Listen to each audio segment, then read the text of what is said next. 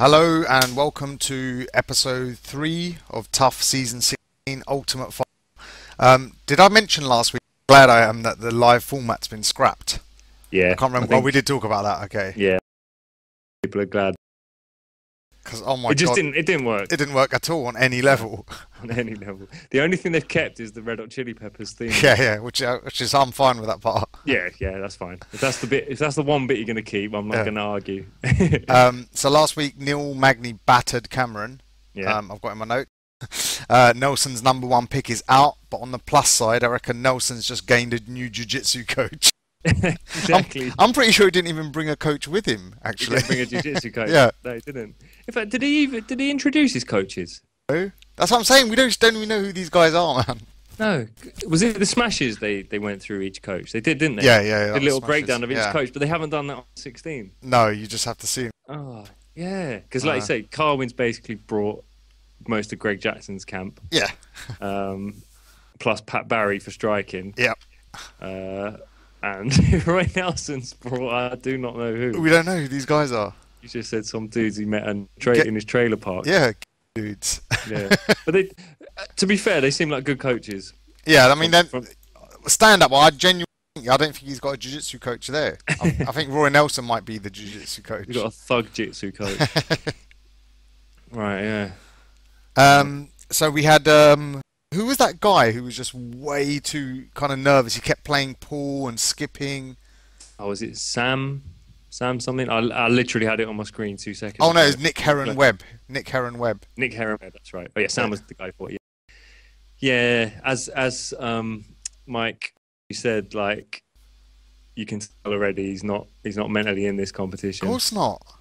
No. It's like, just relax, mate. Just relax. And it's not just the being nervous; it's the deliberately being a dick as well. Yeah. That's the. But I actually think, what kind of person does that in a house full of strangers? In fact, not just a house full of strangers, a house full of people who could potentially kick your ass. Why would you go about being annoying on purpose? Being a dick, yeah. It's that TV thing, I think. It's. Yeah. He's there to get on TV, get a bit of pussy when he's finished. That's, Dana I did White like said. Richie's analysis of him, though, saying basically that he's got nothing to offer and he knows he's out of his depth. That's why he's kind of training all the time. Yeah. He's just in fight or flight mode constantly, basically. Yeah. I mean, it's interesting that the three who I would probably...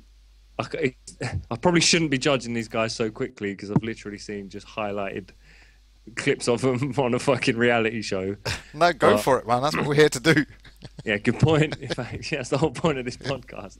The three guys who kind of grouped together to be pranksters. Mentioned previously, I can't stand that when they do that in the house. Like we said, unless they're doing something Original. really original and over the top, preferably involving feces. I respect originality. Exactly. I think they are the three weak links as well, clearly. Yeah. And then you could tell that from their fights into the house as well. Yeah, they were the lame one, definitely. Yeah. So fuck those three guys, basically. is my conclusion. There was one bit where I will not be rooting for them. I'll put it that way. It was getting really negative in Nelson's training room, and then Julian Lane had to just step up and just say, like, break the silence. Like, come on, let's bring it in for Joey. Yeah, and it was like 1, 2, 3. Joey is the most half-hearted thing ever. I know. Yeah, because that guy was getting a bit. He'd had enough of the antics, hadn't he? Is it Michael Hill with the blonde hair? Yeah. It seemed like it was supposed to be a bit of a game plan session for Joey, and he just it took over. So I can't concentrate on this now. I've got to tell this guy he's a dick. But yeah, it didn't seem to matter. Yeah, so it was going to be Sam Alby versus Joey Rivera, or boring Joey Rivera versus smiling Sam Alby is how the fight started. That's why I had them picked up. Well, I had them more picked up as fake smiling Sam Alby. Right. Because it didn't even look like a real smile, man. It's just so forced. And it's to me, it seemed like he's got his gimmick. He's going on TV, and it's like, right, I need to make myself stand out from all the other guys in the house. I've got to get myself a little gimmick. and I'm going to be the smiley guy. Oh, look at me, I'm always happy. Whoop-de-doo. Is he like that in his normal life, do you think? I Does he don't go know, around with man. that big shit-eating grin on his face? Well, I do know he's the number one pick though. He was the number one pick for. To be fair, he looked really good on the flight Yeah. into the house. But yeah, I just feeling he was trying to mark a little bit rather than being a genuinely.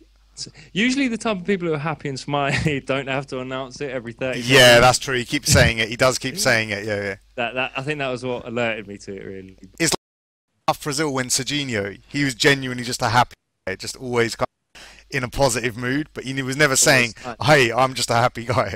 Yeah, I'm always smiling. Didn't No. call himself Smiling Serginho. No, no, he just danced instead. Just did some samba. Just kept it real. Yeah, exactly.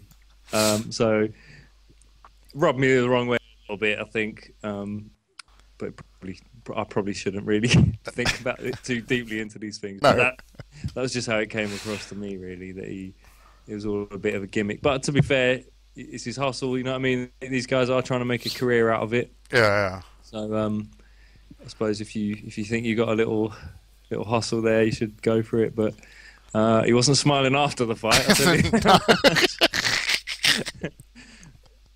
It's funny when you see him being coached though, Sammy and Pat Berry's coaching him.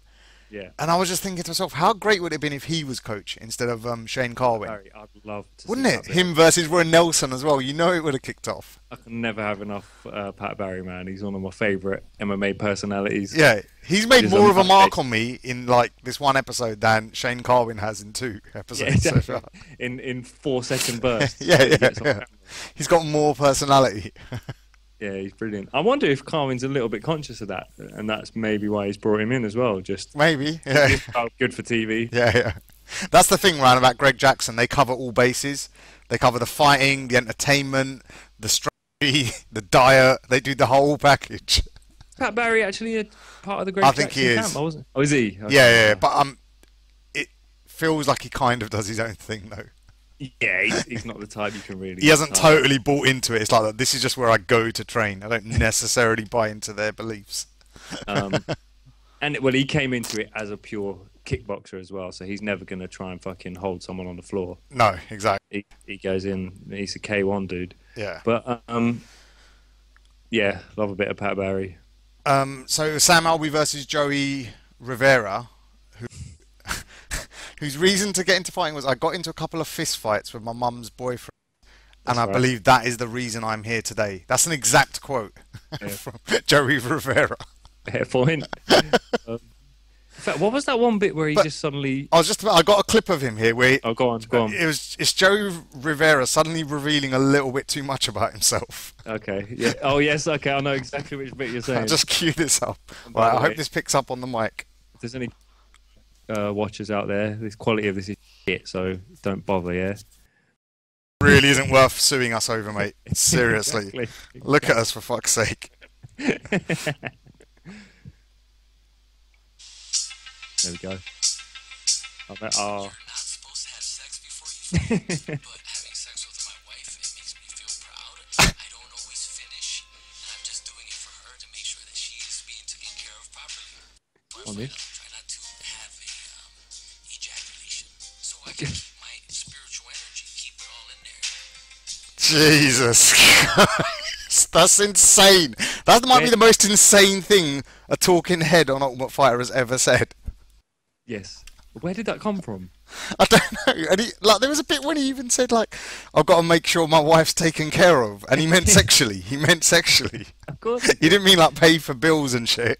I think he meant basically, I don't want to ejaculate, so because I don't want to like lose that energy and that spirit or Which whatever. is, yeah, fair enough. A lot of swimming people around believe my that. balls. But at the same time, yeah, she's got to be taken care of. So basically, I'll bang her, but I won't finish. Every fighter's dilemma. That is every fighter's dilemma. But I'm pretty sure they didn't ask him that question. Like he must have just offered that himself. Like some producer hasn't gone. So Tell us about your sexual energy. ever have sex with your wife and don't finish? Well, funny you should ask. Yeah, just crazy. So, yeah, he's a proper mental case, basically. But, yeah, it worked for him because he battered Sam. Oh yeah, yeah. Just very quickly, I just wanted to mention the mattress in the pool prank Oh God, yeah, go on. where they were sort of targeting Sam Alvey. But you know that Igor Araujo? Yeah, he wasn't happy, was he? I was about to say, man, he's that crazy type that in season 5 with Jens Pulver and BJ Penn Yeah. and like Nate Or, and fucking everyone in there. or on TUF Brazil. I wonder Yeah. if he just didn't quite make the cut for TUF Brazil, and they're like, look, just go and do the American one. Uh, Because yeah, he's nuts. but why Yeah, didn't Sam take the fucking mattress out wet? He could have just picked it up, but he just chose to sleep on the sofa didn't, instead. didn't want to give him the satisfaction, That's what I maybe. said, yeah. I don't know. Like I said, I'm just not interested in the pranks In anymore. that at all. After 16 seasons, it's like, okay, yeah, Right, we let's get move on. it. Let's You're- move on to the fight. Yeah, just like you say, either take a shit on someone's pillow or fucking, Just fuck off. or just fuck off. Yeah, just leave it. Nothing we haven't seen before. You can't. All right. Round 1. Joey lands 2 hard kicks, and they were fucking. Yeah, Have you ever seen a fight start like guy just eats 2 hard kicks to the head? boot him in the head. Yeah, I think that shook him up a little bit actually. Yeah, yeah. He's like, what the? Where'd that come from? Yeah. But it felt like Joey Rivera sort of doesn't know how to punch or something, because literally all he did was throw kicks, try submissions, and a little bit of grappling. yeah, yeah. There's very few punches in there. But yeah, it's as I find often on TUF, a lot of each fight is dudes standing holding each other, like a lot of sort of a weak attempt at dirty boxing, really, where they're just up against the cage. There's something about being in that house that seems to stop guys really going for it. Going for it, yeah. It's like they fight not to lose rather than fight to win, and there was a lot of that in this fight. Yeah. But Joey did push the envelope a little bit more. He did, yeah. Just edged it at the end of every round, kind of thing. with Yeah, some good yeah. Strikes. And you could see he was clearly trying to take on what his corner were telling him. Yeah. Which Roy Nelson acknowledged after the fight. Yeah, and Roy Nelson at one point was like doing the move on his coach, saying, "Do this," like coaching him during the fight, literally trying to teach him stuff. Yeah, I love the idea that he's demonstrating it, which would suggest the guy has to look over and see what he's doing. Like, imagine if he'd looked and gone, "What?" and just got knocked out. I love the other guy as well, who's almost in that position, looking, saying, "You know, I can see you as well, yeah." Yeah. Oh man. But there was a few times when the ref just should have broke that shit up and stood him up, make him fight again. Yeah, definitely. They should do that more often on Ultimate Fighter, I think. Yeah, but like we said, Rivera wins, and it was kind of nice to see a great Jackson fight get out strategized in a way, because that's what they're special in. Basically what happened, yeah. But it just goes to show, man, the picks don't mean shit. Both the top picks are out Yeah, already.